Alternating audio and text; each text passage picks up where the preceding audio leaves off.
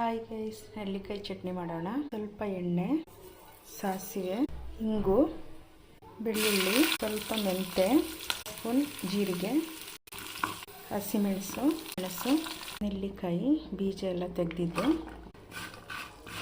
ಅರಿಶಿನ, ತಕ್ಕಷ್ಟು ಉಪ್ಪು.